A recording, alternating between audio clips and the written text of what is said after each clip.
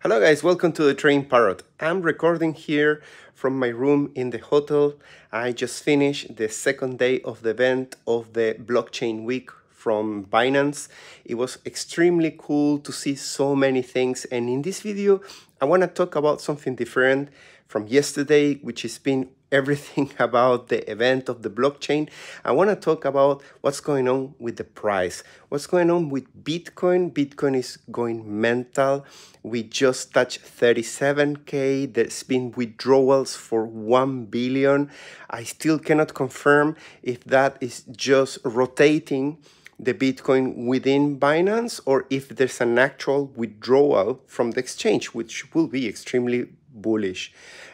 We have the BlackRock ETF expectation for an approval. So today's video, we're going to look into the charts and we're going to look into what has happened in the past every time there is a confirmation of an ETF approval. Can the price continue running after the news go public? Let's assume that maybe there is a confirmation in 1 week, maybe in January, maybe in December, who knows? But can it continue running? And also I have some statistics as well of what happens after there is a rejection from the SEC on an ETF approval. How low can Bitcoin fall on people getting completely disappointed? So let's get into charts first. So look at Bitcoin, how it's playing right now. So it's hitting a fair value gap from a long time ago. We are talking about May 2022. We haven't talked about this sort of prices in around 500 or even more days.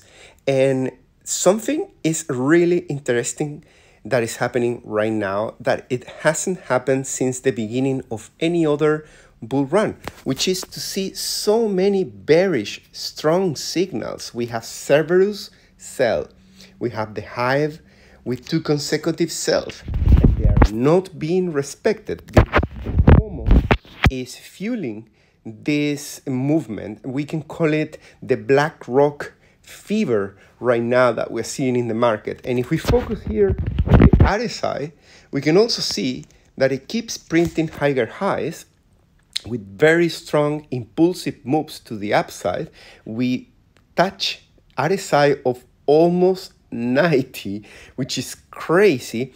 And as the price keeps going up on this flag here, which many will say this is a bearish flag because it's pointing upwards, and at the same time, if you focus on the RSI in the same area, it's printing lower lows.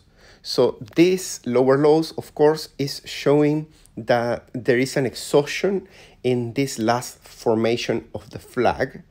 But at the same time, it's kind of bullish still, because even though it's printing lower lows, it's breaking out from this shorter term downward sloping resistance from this trend line. So we have mixed bag here. We have bearish and we have bullish at the same time. So let's go and let's see the statistics that I have prepared for you today. So I know it's BlackRock.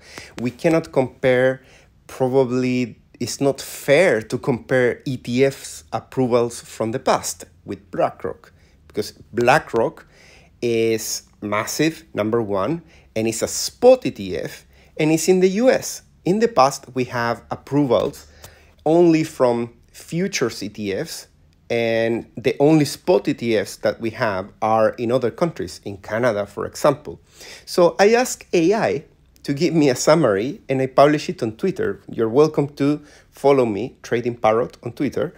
And we have here the statistics of ETFs approvals in the past years. We have from 2021 until now, and you can see in the upcoming days after the approval goes public, we can see 5%, 3%, 2%, 1%, 4% increase. To me, that's a bit disappointing, because you will expect that once the news go public, the price should skyrocket because people are buying. And not exactly the case. The run is usually prior to the approval. People get bullish on the expectation and not necessarily at the moment it goes live. It can still continue going slightly higher, but not necessarily you're gonna get something like a parabolic move from the moment the news go live. Here we have on a second column, we have the upcoming weeks, how much it moves with each of these releases. So you have a fair amount of movement to the upside. And if you look at the 6 months after an approval, you get a maximum of 25% increase that happened in 2021 in October. Of course, this was 2021, so there was still the blow off top. It continued going further up, and eventually we enter bear market. But those are the statistics. So you need to take this with a grain of salt because BlackRock is managing trillions. You can argue in any direction, of course, but I wanted you to see all the data. We also have the data for all the rejections of ETFs, how much it dumps in the upcoming days after you see a rejection. Interestingly, upcoming days, it doesn't necessarily sell off like crazy. We have a 1% to minus 5%.